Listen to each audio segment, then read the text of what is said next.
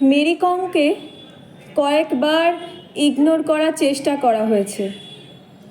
দুবার world champion হবার পরও রাজ্য সরকার কনস্টেবলের চাকরি দিতে চেয়েছিল তাকে। সেই সময় মেরি কমের ভীষণ রকমের অভাব থাকা সত্ত্বেও তিনি তা গ্রহণ করেননি, কারণ তিনি মনে করতেন যে ওয়ার্ল্ড চ্যাম্পিয়ন এর চাইতেও ভালো কিছু ডিজার্ভ করে। মেরি কম মণিপুরের ছোট কবিলে সমুদায় ছিলেন। মা বাবা উভয়েই দিন মজুরি করতেন, আর ওমেন বক্সিং তখন সদ্য নতুন প্রচলন হয়েছে, তাই সরকার সেটাকে বেশি গুরুত্ব দেয়নি তখন। থার্ড টাইম ওয়ার্ল্ড চ্যাম্পিয়ন হবার পর স্টেট গভর্নমেন্ট মেরি কমকে সাব ইন্সপেক্টরের পোস্ট দেন। মেরি কম সেটা স্বীকার করেন। মেরি কমকে বহুবার প্রমাণ দিতে হয়েছে তার যোগ্যতার। কোনো কিছুই তিনি খুব সহজে পেয়ে যাননি। তাই উনি বলেছিলেন, যতবারই মানুষ আমাকে দাবিয়ে দিতে চেয়েছে ততবারই আমার ভিতরের আগুন আরও দাউ দাউ করে জ্বলেছে। এগুলো মেরি কমের মধ্যে এসেছিল তার বাবার কাছ থেকে। বায়োগ্রাফি আনব্রেকেবলে উল্লেখ করেন তিনি তা। এগুলো আমাদের চ্যালেঞ্জের সম্মুখীন হতে শেখায় এবং সমস্ত প্রতিকূলতাকে জয় করবার প্রেরণা যোগায়। লুই ভুটন 1821 সালে ফ্রান্সের একটি ছোট্ট গ্রামে জন্ম নেন। আর মায়ের মৃত্যুর পর বাবা পুনরায় বিয়ে করেন। সৎ মায়ের নির্মম অত্যাচার তিনি সহ্য করতে না পেরে মাত্র 13 বছর বয়সে ঘর ছাড়েন।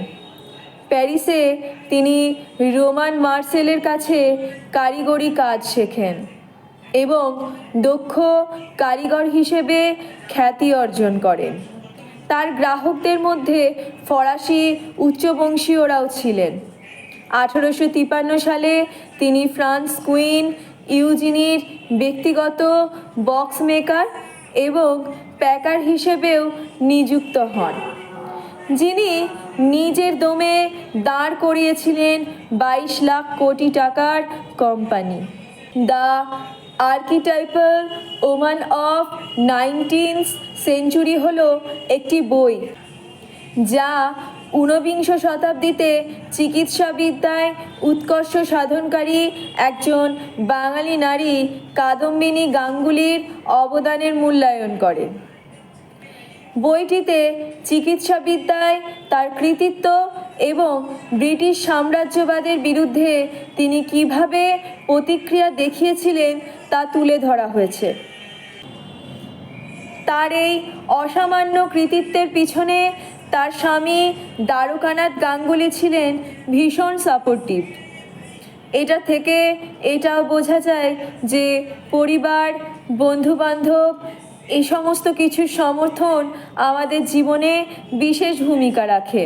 অনন্ত আম্বানির ব্যবহারে মুগ্ধ বলিউড কুইন কঙ্গনা রানাওয়াত। কিছুদিন আগে ওনাকে বলতে শুনেছিলাম, অনন্ত আম্বানি ফোনে কত সুন্দরভাবে, কত ভালোবেসে কঙ্গনা রানাওয়াতকে নিমন্ত্রণ করছিলেন তার বিয়ে উপলক্ষে। আম্বানি পরিবারের আতিথেয়তা, সৌহার্দ্যতা সত্যি দেখার মতো। এর থেকে এইটাই প্রমাণিত হয় যে উঁচুতে ওঠা মানে অপরকে ছোট করা নয়, অসম্মান করা নয়। যে যতটা উপরে ওঠে তাকে ঠিক ততটাই মাটির কাছাকাছি থাকতে হয়। শাহরুখ খানের মতো প্রতিভাবান মানুষ, যিনি প্রথম জীবনে প্রচুর স্ট্রাগল করেছেন, তিনি একটি ইন্টারভিউয়ে জানান যে মানুষ কোনো কিছু হবার আগে ভীষণ পরিশ্রম করে, কিন্তু হবার পর সেটা করে না। কিন্তু আমি মনে করি হবার পর আরও বেশি পরিশ্রম করা উচিত। আমি আজও সেটের সময় গিয়ে এমন ব্যবহার করিনি যে আমি সমস্তটাই জানি বা পারি। আমি সর্বদা চেষ্টা করে গেছি আমার বেস্ট দেবার জন্য, যাতে সবাই বুঝতে পারে যে আমার চাইতে বেশি পরিশ্রমী আর কেউ হতে পারে না। মাদার টেরেসা ছিলেন একজন ক্যাথলিক সন্ন্যাসী। তিনি 40 বছরেরও বেশি সময় ধরে ভারতের দরিদ্র অনাথ ব্যক্তিদের দেখাশোনা করেছেন, আর তার এই কাজের জন্য তিনি 1979 সালে নোবেল শান্তি পুরস্কার লাভ করেন। তিনি করুণা, দৃঢ়সংকল্প, নম্রতা এবং সত্যবাদিতার এক অনন্য সমন্বয়ের উদাহরণ ছিলেন।